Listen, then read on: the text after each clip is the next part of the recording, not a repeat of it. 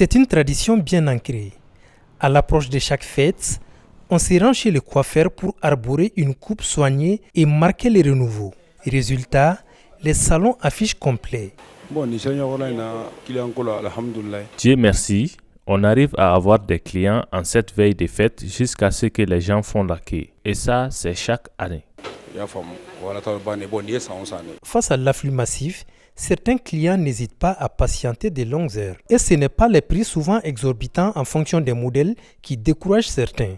Bon, ici, ils ne se débrouillent pas mal en fait. Ouais, les prix sont abordables parce que avant de venir, on s'est renseigné. Les coiffeurs même, ils accueillent bien les clients, ils savent faire leur travail. Avec les petits massages là, ils font tout. Tout comme les hommes, les femmes aussi ne se négligent pas pendant ces moments si particuliers. On a commencé il y a quelques semaines et Dieu merci, on arrive à avoir un peu. Car les mamans et leurs filles veulent toutes se faire belles pour cette fête.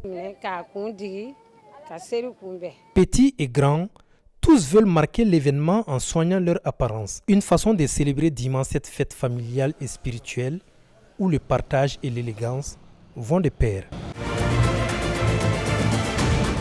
L'achat de bœufs pour la fête du Ramadan ou encore Tonon est une pratique qui s'intensifie à la veille de la fête et s'est ancrée comme un rite de cette fête. Dans la plupart des cas, les groupes se forment soit par affinité ou parce que le groupe de personnes se trouve dans le même service, soit les agents en bénéficient sur générosité de la structure qui les emploie. Pour chacune des cas de figure, il y a une grande organisation derrière cette pratique, à l'aspect social et économique pour les chefs de famille. On a juste une année, je dirais 11 mois pour organiser cet événement-là. Donc juste à la fin de chaque fin de mois de Ramadan, les gens se réunissent. Et puis quand il y a dans un service un groupe, il y a des gens qui sont chargés d'organiser ça. Donc vous fixez un montant et puis les gens vont payer à leur rythme, quoi. Donc il y a des gens qui peuvent payer d'un coup, il y a des gens qui payent mensuellement. Nous sommes là aujourd'hui dans le cadre de la fête.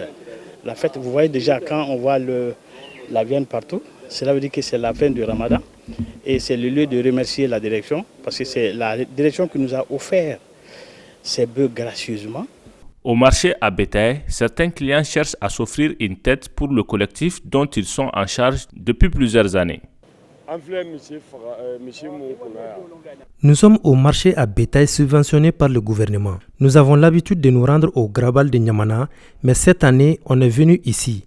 Le prix varie entre 350 000 à 450 000.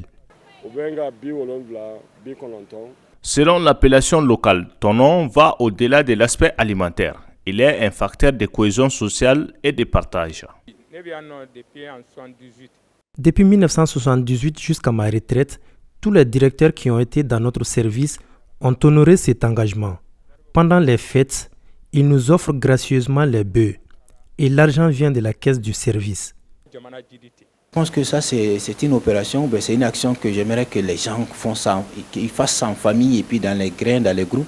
Ça permet aux gens d'être soudés et puis ça permet aux gens qui n'ont pas les moyens d'un coup de pouvoir pendant un bon moment pouvoir collecter petit à petit et puis pour que le jour de la fête puisse amener un peu un morceau de viande à la famille, quoi.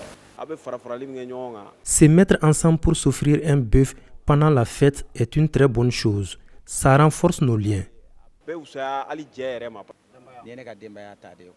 Nous sommes plusieurs dans notre famille et ensemble on achète ces bœufs pour la fête. C'est l'occasion de réunir toute la famille.